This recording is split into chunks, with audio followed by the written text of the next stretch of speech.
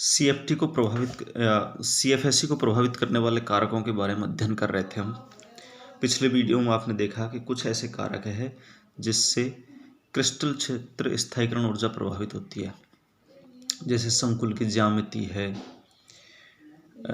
धातु की संक्रमण श्रेणी है, कौन सी श्रेणी का है, धातु पर आवेश है, इस तरह के कारक हमने पढ़े। अगला जो कारक है वो है लिगेंड की प्रकृति। देखिएगा, लिगेंड की प्रकृति पर भी सीएफएससी का मान निर्भर करता है। एक ही धातु और जिसकी ज्यामिति भी समान हो लेकिन अलग अलग लिगेंडों के साथ उनके लिए सीएफएससी का मान अलग अलग होता है। हम जानते हैं कि सामान्यतः धातु के पास जो 5D कक्षक है वो समान ऊर्जा की होती है, लेकिन जैसे ही कोई लिगेंड धातु के संपर्क में आएगा उन डी कक्षकों का विपाटन हो जाता है, विभाजन हो जाता है, जिससे कुछ डी कक्षकों की ऊर्जा बढ़ जाती है और कुछ की घट जाती है। अब जो डी कक्षकों का विपाटन है वो लिगेंड की प्रकृति पर निर्भर करेगा। लिगेंड जितना अधिक प्रबल होगा T2G और EG के मध्य में ऊर्जा अंतर उतना ही अधिक होगा। T2G और EG के मध्य का ऊर्जा अंतर अधिक होगा, CFSC का मान अधिक होगा। इसी प्रकार यदि लिगेंड की प्रकृति दुर्बल है तो T2G और EG के मध्य का ऊर्जा अंतर कम होगा, जिससे CFSC का मान कम होगा। क्रिस्टल फील्ड थ्योरी ने CFT ने लिगेंडों की प्रकृति को समझाने के लिए एक श्रेणी दी जिसको हम स्पेक्ट्रोकेमिकल श्रेणी कहते हैं, और इस श्रेणी के आधार पर हम ये अनुमान लगा लेते हैं कि कौन प्रबल लिगेंड है, कौन दुर्बल लिगेंड है।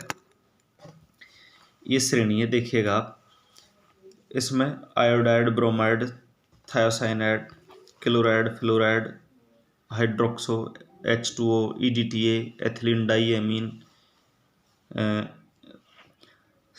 आइसोनाइट्राइल, अमोनिया, प्रीडीन, NO2 या नाइट्रो साइनाइड, नाइट्रोसिल कार्बोनिल आदि। ये जो श्रेणी है ये दुर्बल लिगेंड से प्रबल लिगेंड की ओर बढ़ता हुआ क्रम है। इस श्रेणी में ये जो इधर के लिगेंड है दाईं ओर के, ये तो प्रबल लिगेंड है, पीछे के जो लिगेंड है वो दुर्बल लिगेंड है, और बीच के जो है मध्यवर्ती लिगेंड है। तो इस तरीके से यदि प्रबल लिगेंड संकुल बनाता है तो CFSC का मान ज़्यादा होगा, दुर्बल लिगेंड संकुल बनाता है तो CFSC का मान कम होगा। अगला है लिगेंड का आकार एवं आवेश। देखिएगा, लिगेंड का आकार भी CFSC को प्रभावित करता है। लिगेंड जितना ज़्यादा छोटा होगा तो वो संकुल बनाने के लिए धातु के उतना ही नज़दीक जाएगा, और जब लिगेंड धातु के नज़दीक जाएगा तो वो डी कक्षकों को उतना ही प्रतिकर्षित करेगा, जिससे उनका विपाटन होगा और CFSC का मान ज़्यादा होगा। लिगेंड का आकार यदि बड़ा है तो वो धातु के कम नज़दीक जा पाएगा, धातु के कम नज़दीक जाने पर डी कक्षकों को कम प्रतिकर्षित करेगा, जिससे CFSC का मान कम होगा। अतः हम कह सकते हैं कि लिगेंडों का आकार छोटा होने पर CFSC का मान ज़्यादा और बड़ा होने पर CFSC का मान अधिक होता है। नेक्स्ट है संकुलों में रंग गुण। कोई संकुल कलर्ड है या नहीं है, इसको भी हम CFT के आधार पर समझा सकते हैं, और उसके लिए हम पहला जो सिद्धांत पढ़ेंगे वो है DD संक्रमण।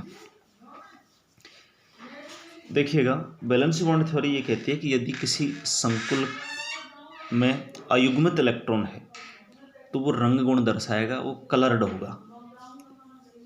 अब रंग गुण का अयुग्मित इलेक्ट्रॉन से क्या संबंध है, इसको CFT की सहायता से समझा सकते हैं, और इसको समझाने के लिए हम एक संकुल का उदाहरण ले लेंगे, हेक्सा एक्वा टाइटेनियम थर्ड संकुल का उदाहरण लेंगे। इसमें यदि टाइटेनियम का इलेक्ट्रॉनिक विन्यास देखें तो ये हो जाएगा 3D2 4s2। टाइटेनियम 3+ में 3 इलेक्ट्रॉन बाहर निकल जाएंगे तो ये इसका इलेक्ट्रॉनिक विन्यास बच जाएगा 3D1 4s0। कुल मिलाकर हम ये कह सकते हैं कि डी कक्षक में एक इलेक्ट्रॉन है, और इसको हम इस डायग्राम से समझिएगा आप। ये 5D कक्षक है, पांचों समान ऊर्जा की कक्षक है धातु के पास जिनमें एक इलेक्ट्रॉन है। जैसे ही इन डी कक्षकों के संपर्क में जल के 6 अणु आएंगे तो इन डी कक्षकों का विपाटन हो जाएगा, जिसमें से 3 T2G कक्षक, 2 EG कक्षक। T2G कक्षकों की ऊर्जा घट जाएगी, EG की बढ़ जाएगी।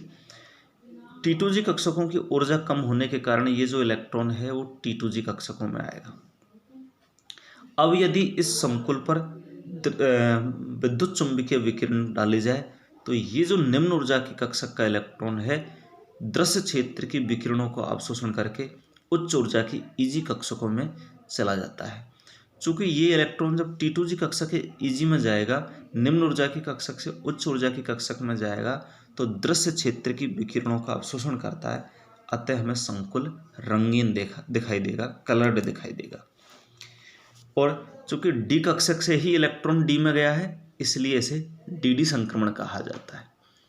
तो हम कह सकते हैं कि ऐसे संकुल जिनमें डी संक्रमण की संभावना होती है वो कलर्ड होंगे, रंगीन होंगे, और ऐसे संकुल जिसमें D0 विन्यास हो या D10 विन्यास हो, जिनमें डी संक्रमण की संभावना नहीं होती है, वो रंगहीन होंगे, कलरलेस होंगे। संकुलों में रंग गुण को समझाने का दूसरा एक और सिद्धांत है आवेश स्थानांतरण स्पेक्ट्रम। देखिएगा, डी संक्रमण विन्यास, जैसा कि हमने अभी पढ़ा है कि ऐसे संकुल जिसमें D0 विन्यास है या D10 विन्यास है, जिनमें डी संक्रमण की कोई संभावना नहीं है, उसके उपरांत भी कुछ संकुल कलर्ड होते हैं। आप उदाहरण देखिएगा, KMnO4 है, पोटेशियम डाइक्रोमेट है, इन दोनों में मैग्नीज और क्रोमियम में D0 विन्यास है। D0 विन्यास होने के बावजूद इनमें रंग गुण पाया जाता है, कलर प्रॉपर्टी पाई जाती है, जबकि इनमें डी संक्रमण की कोई संभावना नहीं है। इसको हम आवेश स्थानांतरण के सहायता से समझा सकते हैं। देखिएगा, इन यौगिकों में रंग गुण को हम आवेश स्थानांतरण के सहायता से समझाएंगे। और इसमें क्या होता है कि धातु और लिगेंड की भरी हुई आणविक कक्षकों से इलेक्ट्रॉन धातु की निम्न ऊर्जा के रिक्त आणविक कक्षकों में स्थानांतरण होता है। अर्थात इलेक्ट्रॉन जो है जब लिगेंड से धातु की ओर जाते हैं तो वे भी परावैंगनी किरणों की दृश्य क्षेत्र की विकिरणों का अवशोषण करते हैं, और जब इलेक्ट्रॉन लिगेंड से धातु की ओर जाएंगे तो दृश्य क्षेत्र की विकिरणों का अवशोषण करते हैं। दृश्य क्षेत्र की विकिरणों का अवशोषण करने के कारण कंपाउंड या संकुल रंगीन होगा, कलर्ड होगा, और इनके द्वारा प्रदर्शित किया हुआ रंग डी संक्रमण की तुलना में अधिक गहरा होता है। संकुल पर या धातु पर जितना ज़्यादा आवेश होगा रंग उतना ही अधिक गहरा होगा, क्योंकि धातु उतनी ही मजबूती से लिगेंड से इलेक्ट्रॉनों को अपनी ओर आकर्षित करेगा, और लिगेंड से इलेक्ट्रॉन जितनी तेजी से धातु की तरफ जाएंगे आवेश स्थानांतरण उतना अधिक होगा। आवेश स्थानांतरण अधिक होगा, ज़्यादा दृश्य क्षेत्र की विकिरणों का अवशोषण होगा, रंग गहरा होता चला जाएगा। यदि उदाहरण के रूप में देखा जाए तो यहाँ पर टाइटेनियम 4+, वेनेडियम 5+, क्रोमियम 6+, मैग्नीज 7+ में जैसे जैसे आवेश बढ़ता जाएगा इनका रंग गहरा होता चला जाएगा, जबकि जो इनका विन्यास है सभी का D0 है। अर्थात इनमें डी संक्रमण की कोई संभावना नहीं है, लेकिन इनमें आवेश स्थानांतरण के कारण ये कलर्ड होते हैं। Thank you.